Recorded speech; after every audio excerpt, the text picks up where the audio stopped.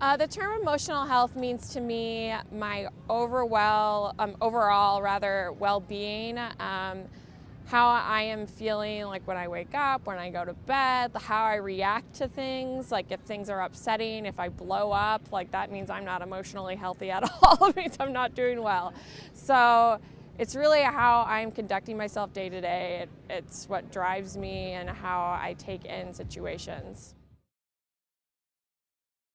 So I think the difference between epilepsy and a lot of other chronic diseases is that epilepsy occurs very unpredictably. You can be completely well for 29 days out of the month, and that 30th day you might have a 3-minute seizure. You don't know when that's coming. And so you kind of have to live your life worrying when the next seizure is going to happen.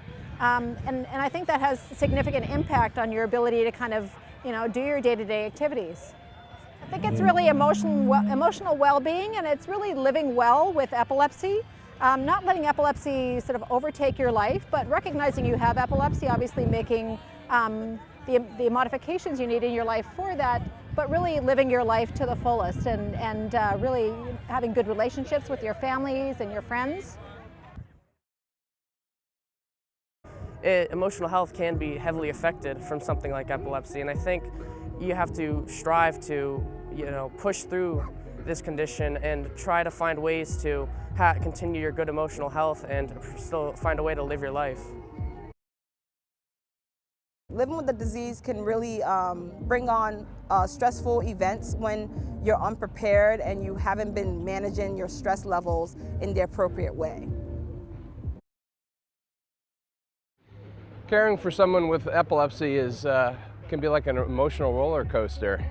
There's days where you're up, there's days that you're down, and then there's days that you're all around. It's very worrisome and does play a lot on your emotions. I kind of agree. I mean, you have to be able to cope with good emotions and bad emotions. You go, like he said, roller coaster.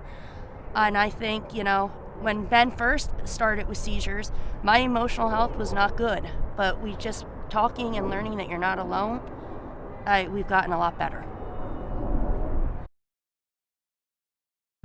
It is so critical to have a wellness institute at the Epilepsy Foundation, because what they can do is help us create the atmosphere of acceptance, help us in regards to getting rid of stigma. They can help us in believing in ourselves. And the Wellness Institute is the body that can help provide the guidance for us in all these areas. But it is something that we all have to support, believe in, and be part of, because that's what will make it successful, not for me, not just for you, but for all of us that have epilepsy. And that includes our families. It's not just those of us who have the seizures. It is the family that's engaged and involved and needs to believe, and Wellness Center can help all of us out. That's what's important. With my epilepsy, I thank God for it, because it's made me who I am today. It's made me believe in myself, understand what I can and I cannot do, and to accept it. There are things that I can't do because of my epilepsy, but I embrace it. I embrace the fact that I have it, and I have now had to develop who I am, what I stand for, and so forth. That's what's important for all of us, is to end up loving what you do, believing in what you do, and convincing people that you can do what you want to do. That's what's important.